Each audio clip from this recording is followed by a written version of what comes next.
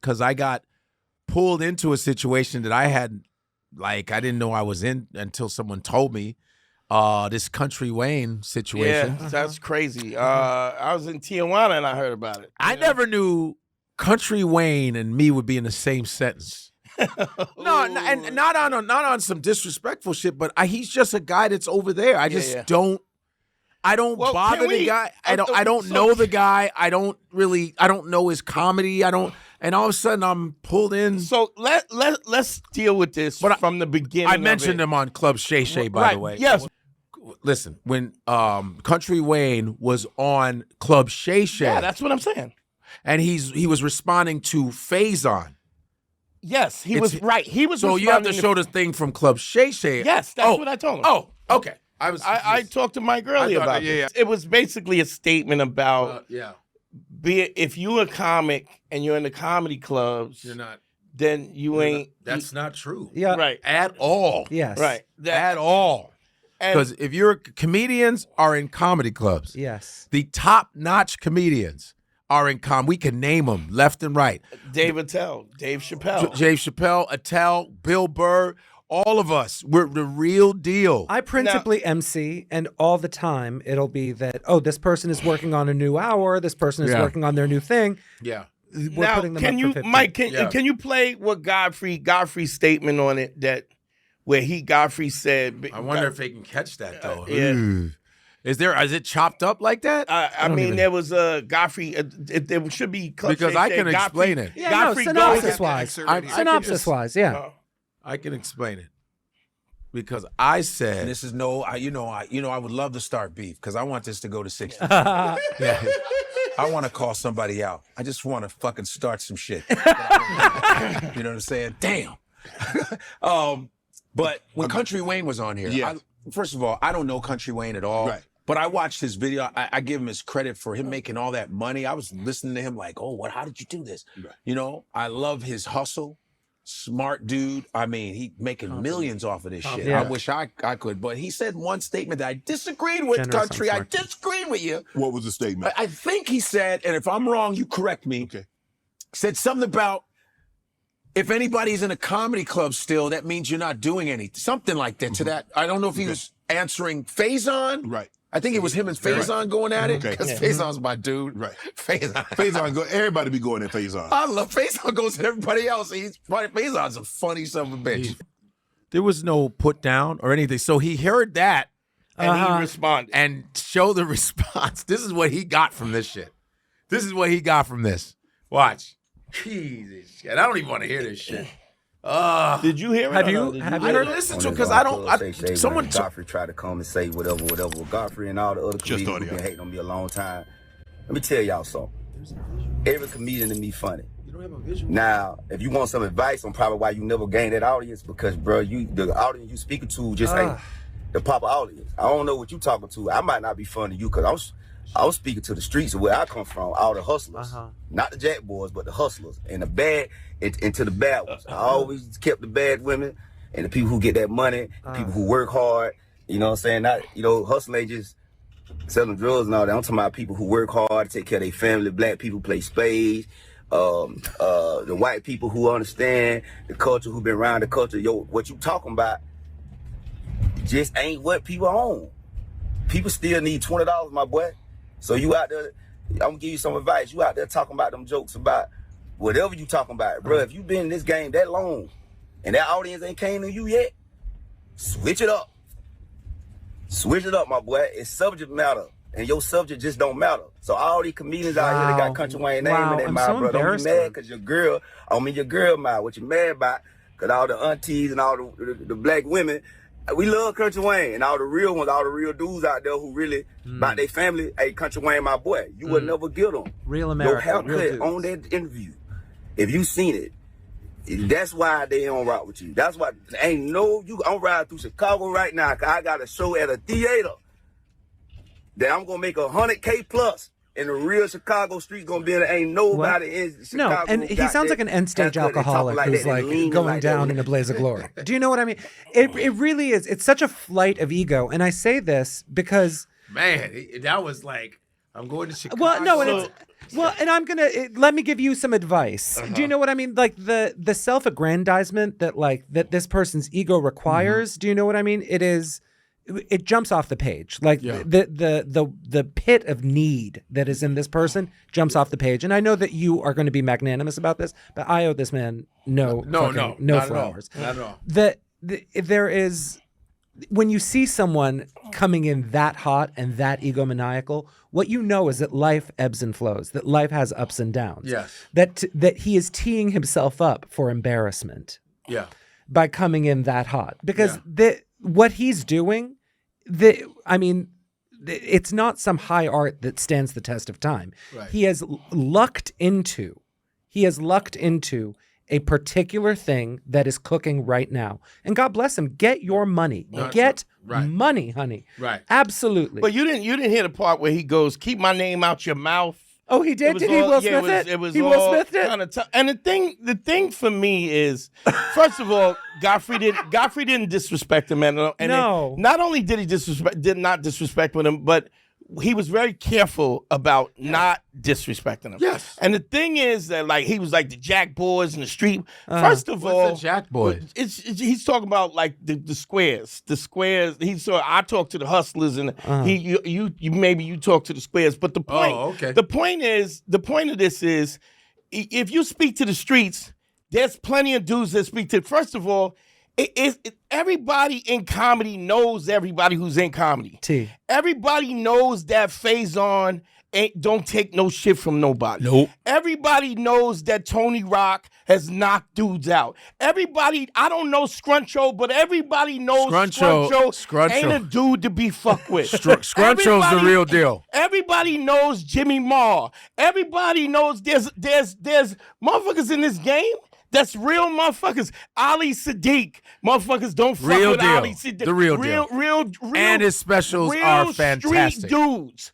And I'm not one of them street dudes, but dog, I was never. So the thing is, people get famous and they get goons around them who want to earn their keep, and so now they feel like, oh, I could just, I'm gonna keep my name out your mouth. I was the goons that people call.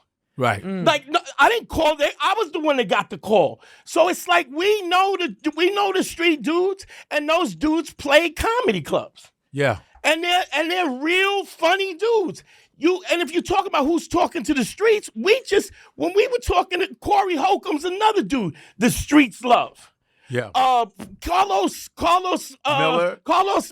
Miller, Chico Bean, DC Young and hold on, shout out to the 85 South crew. I love those dudes. All them dudes is funny dudes, and the street fuck with them. Yeah. And some of them do theaters, some of them don't do theaters. It's all relevant to it's all like you said, it's ebbs and flows. The other thing is the thug motherfuckers who everybody knows is the thug motherfuckers, even if you don't know. Like I know, like Ali, like Scruncho, like Tony Rock, like Jimmy Marr, real deal dudes who you don't fuck with. My boy Evan Lionel.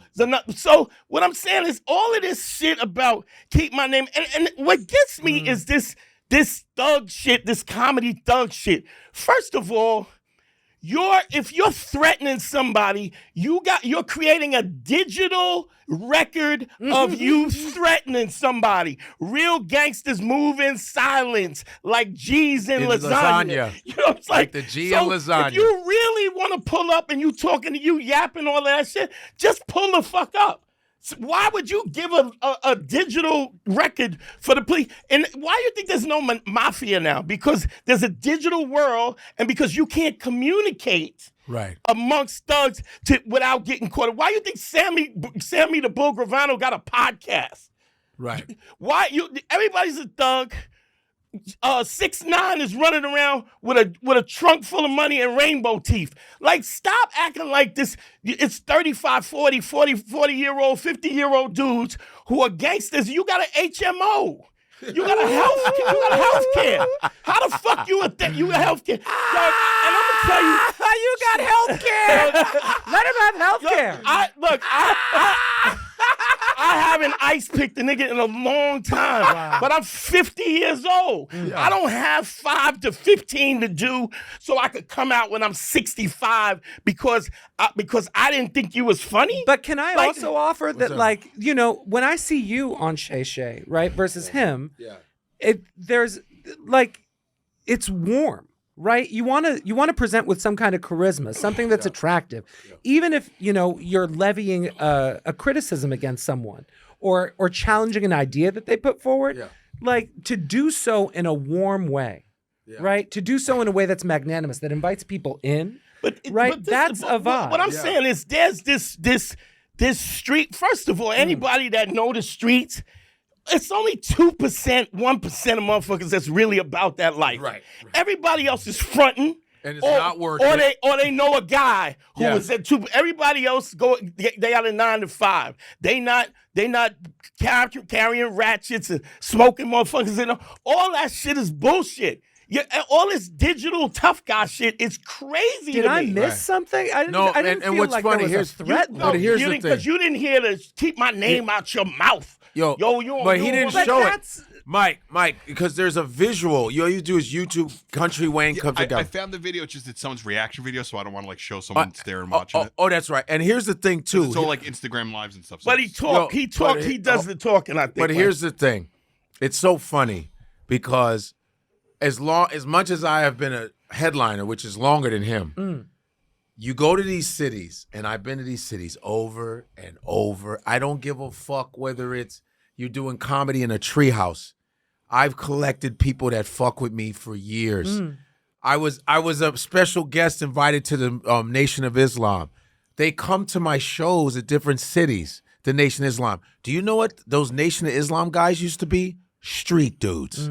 Real street dudes. Jail street dudes. And they're organized. So they fuck with me because of how I carry myself. So when he says the streets love you, Atlanta is not bigger than Chicago. My father taught street dudes. My father taught kids that were gangbangers. And Chicago is a big gangster city. What are you talking about? Even when we was in Baltimore. Yes. What was that fucking audience? All black. All black. All street. All dudes. We killed them, and they respect me. So and this is not me going, I'm not a tough guy. I like my life. I like it. I'm mortal. I ain't no punk. But that whole talking of, you act like we don't know. And wait, just because I sound like this, you don't think I know but people? Here's the thing. Godfrey, it's just like what, and I've never met Faizon, never met Scruncho, but how do I know that these are the real motherfuckers? I've never met them. And those are my dudes. Ali Sadiq is my man. All these, you know. Yeah. Who got the streets more than fucking Corey Holcomb? Right. So what I'm saying is this rah-rah shit, these digital gangsters and broadband bullies, it's like, stop, dog. You're literally 6'9" who turned in Bloods and Crips is walking around with a bag of money because he's so visual. Charleston White told everybody suck his dick in every city and don't have a scratch on his face. And I'm not disrespecting, I'm just saying all of that rah-rah shit and nobody has stepped to him and won't. And they won't do it. You like, we're at a place where we're grown-ass people, where we're doing comedy and we're working and we want to make this money. You watch thug dudes cradling their baby. I'm 50 years old. But dog, like you're digitally threatening somebody as if you gonna do something and you ain't gonna do shit. And I'm not no punk. I'm not no thug. But yo, don't tell me you gonna come see me. Just pull the fuck up. I have to say, because I keeps a ratchet on me. I keeps a fucking ice pick on me. This rah-rah shit about everybody, because this is so ridiculous. Because everybody's that real dude who don't know Jimmy Martinez and don't go, you might not want to fuck with that. You know what I mean? First of all, it's like comedians don't even talk like you. No. Real? I'm not saying you're not, but comedians comedians talk like that when you got 5 years in. It takes you 10 years to get to know how much you suck. Right. To know to be proficient But enough my thing is, to know how. But when someone says you've been in it this long, yeah, that's how long you have to be in it. When someone says, "What? I'm not quitting." Yeah, I've been doing comedy before you, so yeah, I'm still in it. That means you're doing good. I'm not. I don't have a job. I didn't have a side job either. This is what I do. You're still in it. Yeah. What are you going to go to George Wallace and say, George Wallace doesn't do arenas, but George will blow your ass off George the stage. Wallace is Black Jesus of comedy. He will wipe the fucking slate of you on stage. This is what happens when the pandemic hits. You get this entertainment capital because you're doing sketches, which is dope. I wish I had done it. I watched Kountry Wayne doing his he was putting up a lot of stuff. I didn't really know him. I said, that's what I need to do. This guy puts up shit over and I said, I'm learning. King Batch, shout out to my man King Batch, to Rennie, D-Storm, his whole crew. I got wind when I watched them putting up content. I started getting influenced by them. They inspired me to get off my ass and fucking go and do shit. And I complimented. I was very, very strategic. Very complimentary. And I even said, correct me if I'm wrong. I said that. What the fuck were you looking at? what you were trying to make up a beef, but here's what's bothering me. To Kountry Wayne, I have no beef with you. It's nothing but love. I don't care. But why didn't you make that same thing for Faizon? Because everybody knows Faizon don't take no shit. That's why. Hey, show Faizon's reaction to my Why didn't you make that video for Faizon? That same one for Faizon. I'm not threatening you. A disagreement and you found a put down. Something it has to be on. Faizon was. I'm snatching niggas off the stage from now this summer. And here's the thing. He said. Okay, watch this. Here's Faizon. Faizon Love goes off on Kountry Wayne for telling Godfrey to keep his name out of his mouth, and says he's snatching Kountry Wayne off the stage next time he sees him. Let's check everything out. I saw your interview. It was great. Love your energy. You've always been a good nigga. Funny nigga, smart nigga. True to yourself. This Kountry Wayne motherfucker, this fucking hillbilly ain't never been outside his territory, wherever the fuck he from. The Appalachians, or wherever the fuck, some hills, where they fuck their own families and shit. I don't know where the fuck he from. But if I see the nigga on stage, I'm snatching this nigga off. That's on Emerald. I'm snatching this. I'm sick of the bullshit. All these goofy ass motherfuckers want to talk shit from a safe place, from Club Shay, dick sucking corporation. See, that's. But can I just say, but that's what I mean. Wait, hold on. Too much. This summer, I'm snatching niggas off stage. Godfrey. This nigga, he don't know that you'll fold this nigga up like a napkin and throw him in the goddamn Hudson River. He don't know that. He think because you smiling and you got he don't know, Godfrey. He's goofy. He's a fucking hillbilly. He just got electricity. But do you see? Nigga. This is what I mean. Charisma. But here's the other thing about that. Faizon's it's a funny like guy, man. I've never met Faizon, but this dudes that you just know, and if you don't know, somebody will call you up and say, "Yo, you might not want to fuck with that dude." You might not want to. And let me tell you something. And this is Godfrey. Godfrey's my brother. Yes, sir. So it's why I'm a little amped about it. But that's why I knew he was gonna be amped. But here's the thing. Fresh stem cells. Godfrey is the dude. Let me tell you something. When the rings come, look, when the rings and the ratchets come out, right? Godfrey's the dude. Like, yo, go home, man. 100%. Right. Yo, you go home. You got a future. 100%. Right. Yeah. Godfrey's the dude, and like he's cornbread. Cornbread earlier than me. He's the dude that got a future. That thug niggas go. That's why fucking when Faizon goes, you a smart nigga. You true to you. But here, not to cut you off, but growing up in Chicago, my parents My father's an educator for 45 years in Chicago. My mother's a nurse, so we're normal life. Not rich, not poor, in the middle. And we knew gangbang. You knew the real, and they would always go, yo, man, stay in school. Don't, they see my dad. How you doing, Mr. Dancher? I mean, they would take their hat. My father worked on the west side of Chicago. So I try to tell people, I'm telling you now, man, I know the cats that you know. I know guys like that, but I don't brag and say I got a street. I'm not a street guy. I go to Barnes and Noble. I go to Barnes and Noble. I don't know if you met me. I don't know. I don't know if you met me. But he went to college and is a frat guy. But there's another side to him. Like, it's whatever. Again, the benevolence has to jump off the page. I'm sorry, but you have to be likable, and that is a key element of being a comedian. But this is what, Merwin. This is like. Well, I talk to the real people, the people who play spades. Who don't talk to the we played spades in college. What about fucking spades, girl? You can play spades on your phone. Crazy Jay in Jersey, yes. or fucking who just Smokey Rob. Suarez. They all speak to the streets. All of them. Like, what do you? Capone speaks to the streets. So like, Talent speaks to the streets. Like, this is like new. T.K. Kirkland. And so you brought me to New York. And because we got caught up in this COVID shit, and people was home, and your social media blew you up.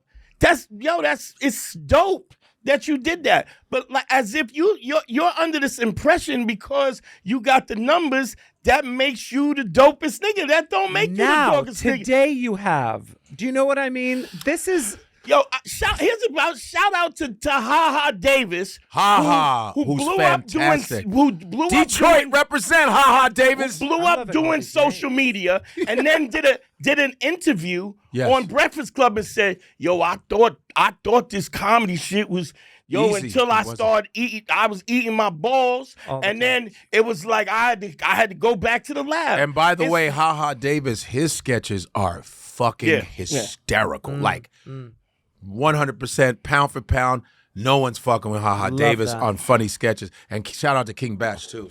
But I'm just saying, it's like what gets me mad is that the black community has this kind of this romanticization of everybody's a thug. No, you not. Nope. 98% of you motherfuckers don't want no smoke from nobody. Nope.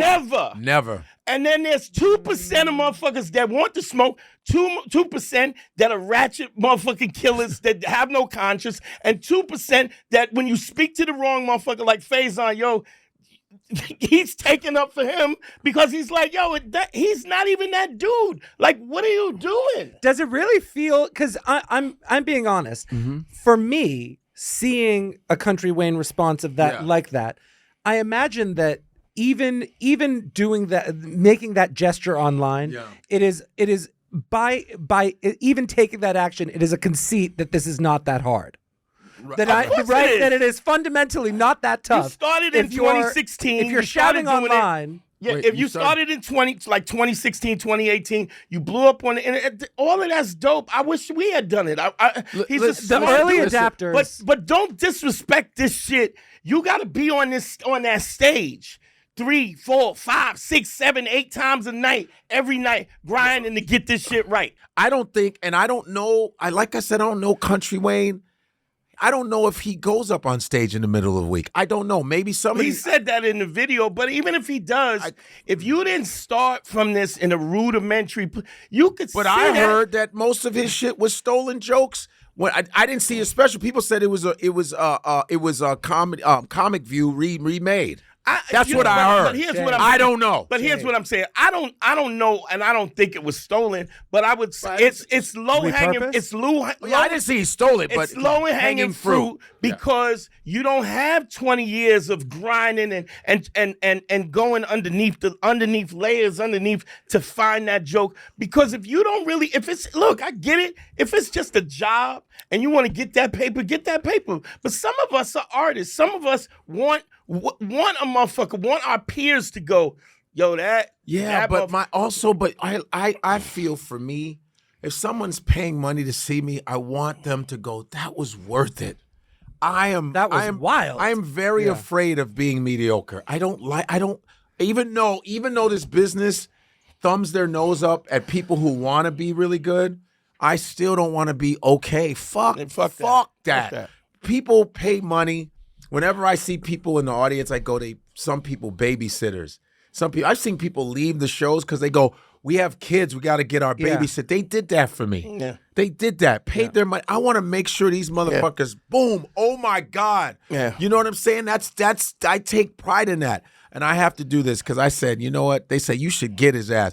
Dante Wayne said, you know, it'd be funny if you just did a character and roasted him in a character. Shay. So I'm like, Kountry Wayne.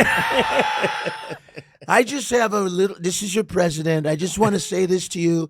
Lil Wayne, you're a very good comedian. I have no beef with you. I have no problem with you. But I just don't like the way you're trying to play tough guy.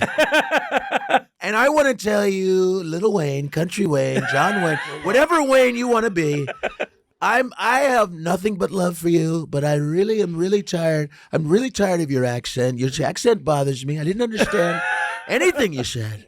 But I really, it's all love. Everybody wants to make money. And I have billions and billions of years over you, millions of years over you. I don't care if you're at your theaters or whatever, but I don't believe you could follow me at any time. Yeah. Woo! And this is not me, dog. It's just, I want, and he listen, he actually talked about my haircut, which I laughed. Yeah. He went there and talked about my haircut. And I said, hey, look at what Faizon put up. Well, Kountry Wayne talked about my haircut, which I love my haircut, and but I thought it was funny because that's like high school. Yo, that motherfucker's haircut. They don't wear haircuts like this in Chicago. You don't even know Chicago like that. But I say he looks like, a missing OJ. He looks like a 70s R&B singer. Ain't no woman but the one I got. No one can love you better. Hey, Mike, go on. He looks like an old R&B singer. And this is me throwing out a joke to him in a friendly way. But he talked about my hair. I say, you have an old man's face with a 5-year-old body. Godfrey.